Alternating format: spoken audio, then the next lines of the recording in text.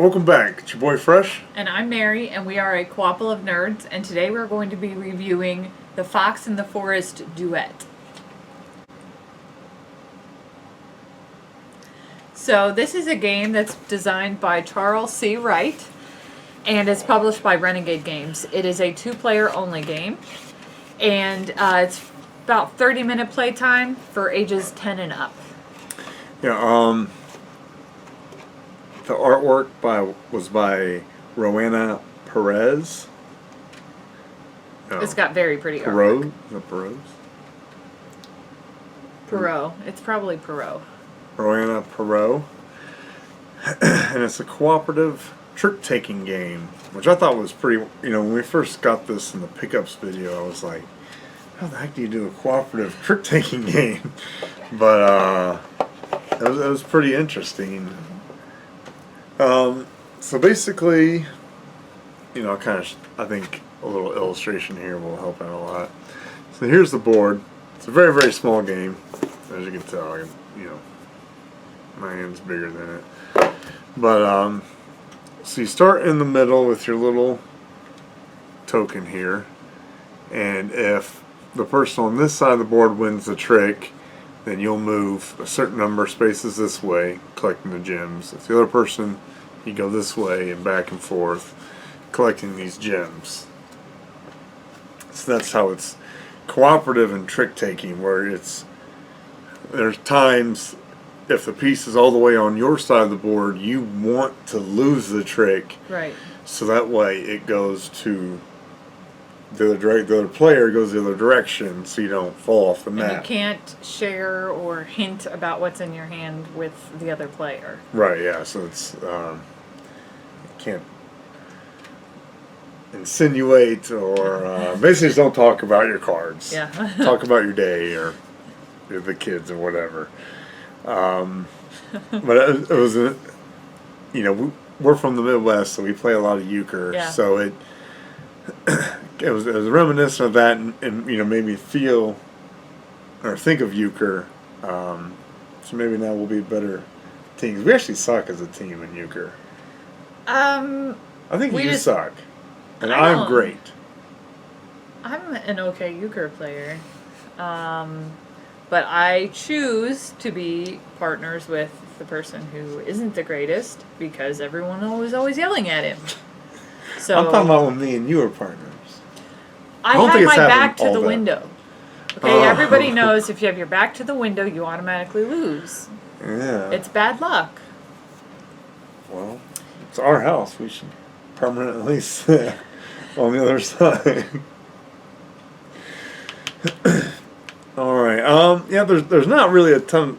We'll get into the report card and everything here in a minute, but there's not really a ton to talk about. The cards go 1 to 10. There's 3 suits. It's 3 rounds. Each round you get a different color for trump.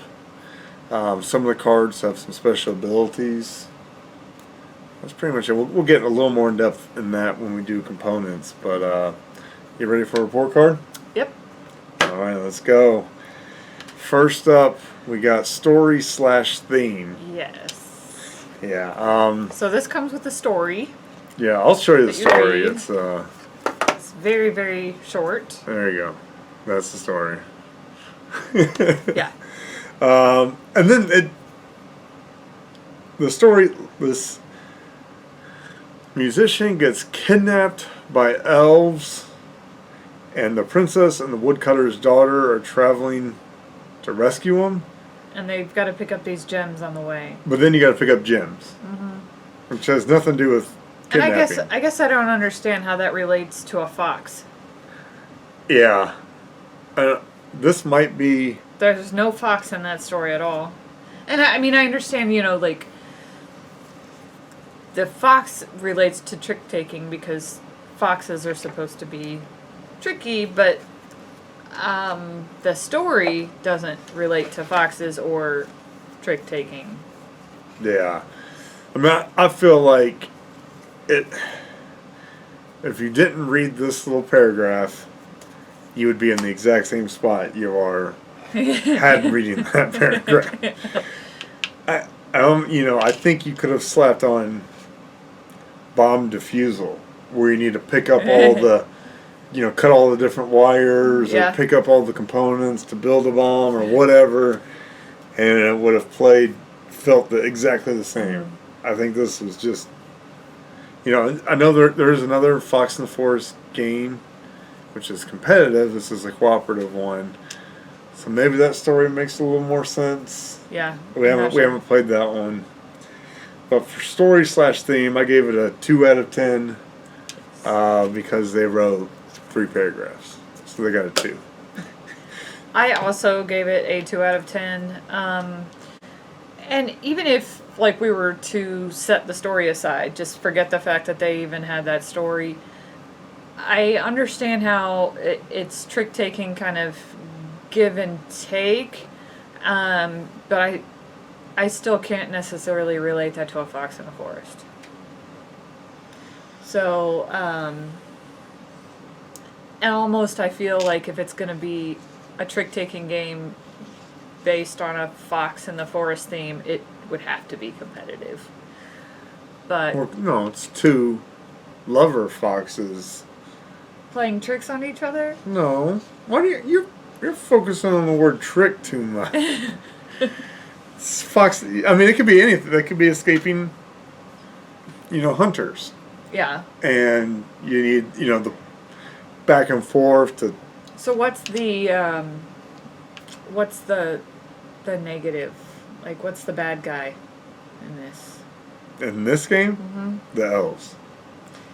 Right, but where do you see them in the gameplay? They're not at all in the gameplay. Yeah, they're not at all in the gameplay. I'm not defending the story / theme. You just keep putting a lot of emphasis on the trick word. That's just a mechanism to get you to a game. Yeah, I gave it a 2 out of 10 as well for story / theme. I can't relate it at all to the gameplay. Yeah, it didn't. Like I said, I think you could have slapped anything on it. Maybe even do a sport theme or the gyms or, baskets you're trying to collect. You got to throw the ball back and forth, passing it. I feel like it would have been. It probably could have fit with several different Yeah. stories, except for the story that they put with it. And again, it may make more sense if you play the original game. This is the cooperative one. So up next, we got gameplay. I know we kind of just railed this for 4 minutes, but the gameplay was a lot of fun for me. It was quick. We love quick games. We got at least 24 kids. And so it says 30 minutes. I was thinking closer to 20. Yeah, it plays about 20 minutes. It's a quick setup, quick teardown. I think you could play this in a restaurant, in a movie theater, waiting for your movie. To start, I think this, that portability, the timeliness of it. It's a trick-taking game, but doesn't overcloud itself with too much rules, But you can still fit some strategy in there as well. Right, yeah. Because, you've got so many cards in your hand, you have to kind of guess in your mind what the other player has in their hand and what they could potentially play in order for your trick and their trick, or for the trick to make it to where you go in the correct direction, not only in the correct direction, but also the number of spaces in the correct direction. Right. You're okay, this site has 3 gems on it. I really want to knock out getting at least one of those gems down. Yep. We want to move this many spaces, so there's definitely, it allows you to do some strategy as well. Right, yeah. Yeah, the odd number cards have an ability, so that's half of them. The even number cards don't. So I didn't feel like it was. I think if all 10 cards had a special ability, then it would start to get a little muddled. But it's a real quick, clean, straightforward design, which I really appreciate. So I went with an 8 out of 10. I was going to go 7.5. 7.5. Yeah. She likes to copy me. I don't think that 7.5 equals 8, though. You round up. If I said 7.49, it would round down. Yeah. Well, you didn't. You said 7.5. So next up is components. / art. So, I'll sort of give you the anatomy of the card real quick. So here we have our suit. There are 3 suits. Roses, stars, and birds. This is the number value, obviously, 1 to 10. 10 being the highest, 1 being the lowest. And these little paw prints right next to the 8, that's the number of spaces you move for this particular card. So this one has 2, and let's say the second player played this one with 1, you would move a total of 3 spaces in the direction of the player who won. So now I'll kind of go through and show you some of the fantastic art. I really loved the art for this one. And there are also some cards that don't have any movement with them. Right, yeah. You can use the special ability on the card if you want to, or if you also have the option, if you play 2 cards that have no movement, you just stay where you're at, and if there's a gem there, you can collect the gem. So it's kind of nice if you hit a spot that has like 3 gems. You can each play a card that doesn't have any movement, so then for the next turn, then you just pick up another gem in that same spot. Right. So the 1 is the musician, and the special ability is the winner of this trick can move the tracker in the opposite direction. There's that beautiful art we were talking about, a woman playing a harp.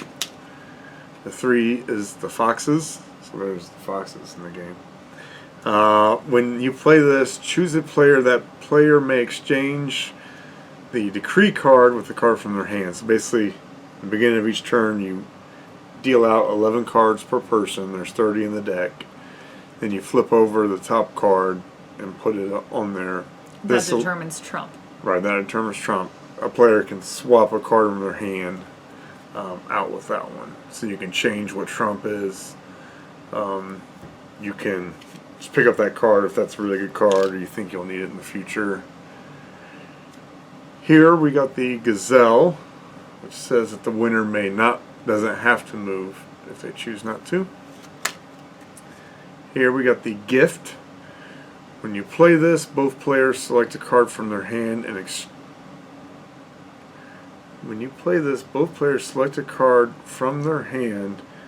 exchange those cards with each other. We might have been playing this gift wrong.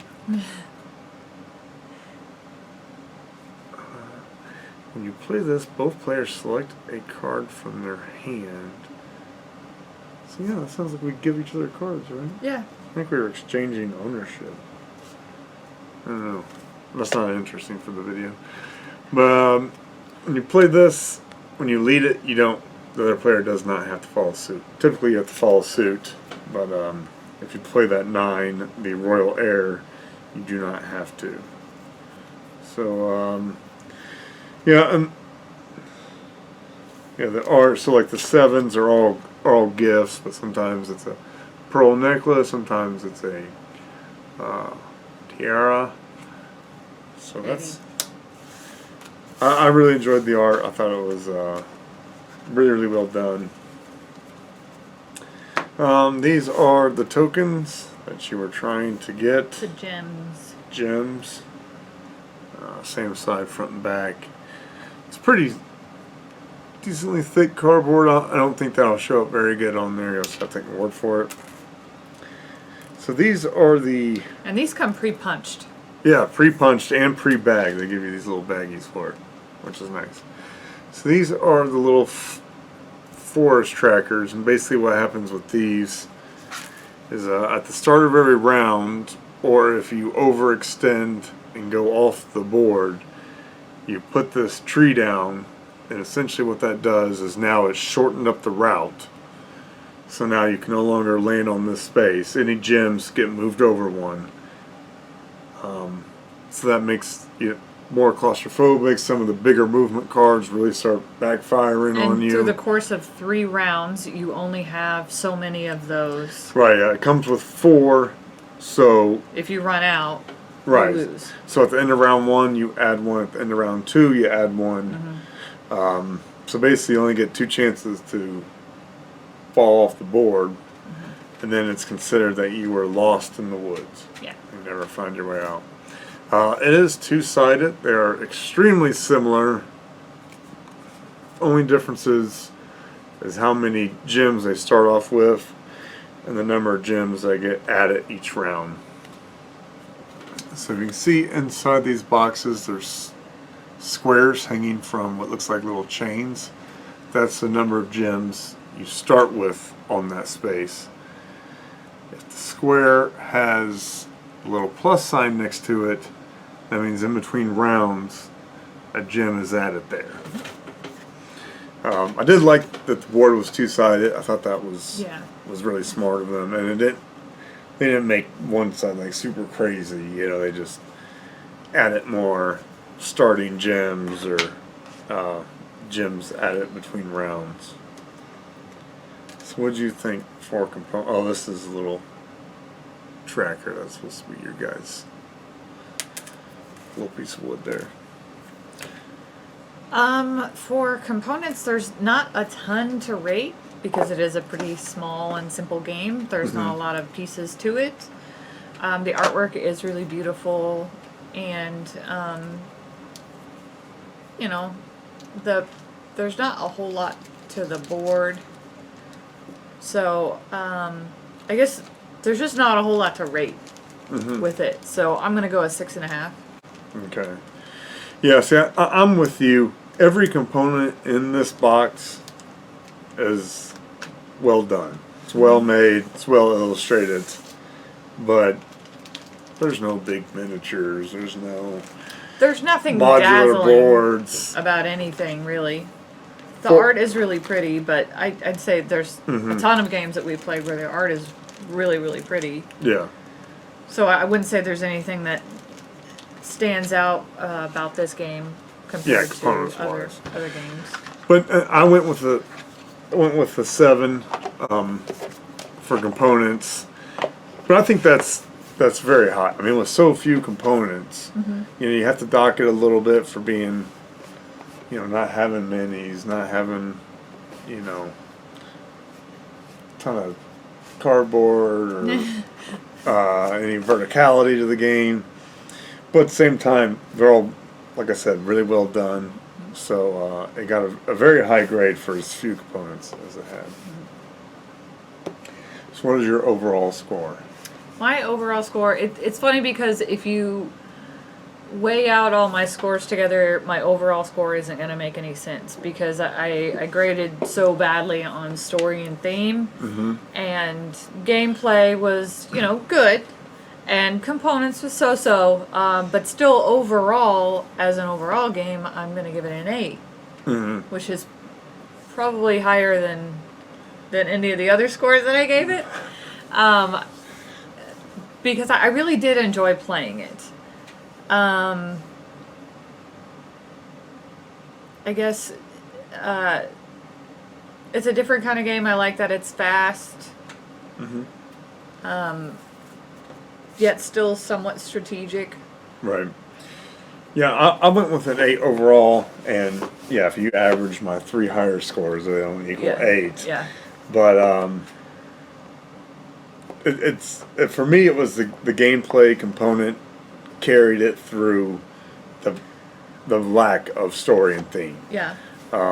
If this game is bad to play and had bedazzled cards and, you know, little pieces of real jewels instead of the little cardboard tokens, but it wasn't fun. Yeah. I think the grade would have took a way bigger hit on the overall.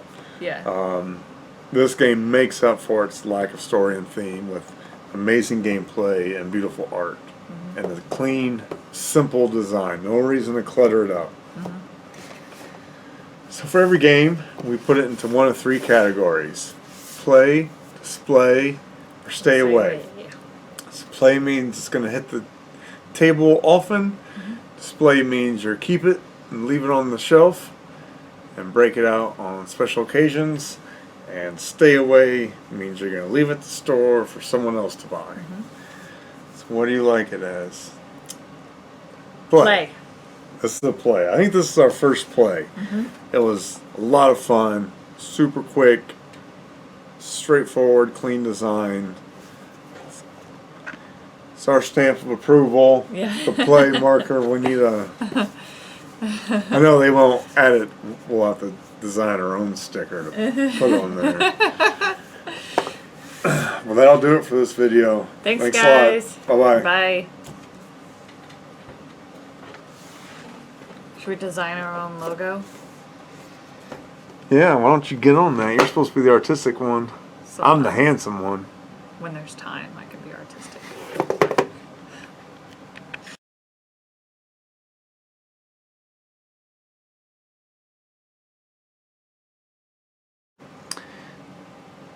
Ms. Mary just told me a wonderful story about dusting. Sorry you missed that. Sometimes dusting stories can be interesting. Especially when they involve 2-year-olds. No story about dusting is interesting at all. Peanut butter. Today's sponsor is 4-Day Ray and the Peanut Butter Porter. There's no sponsor. If you're not paying for our beer, we had to pay full price for that beer. I just didn't tell you about the sponsorship. Right? Do you have the box? You're right.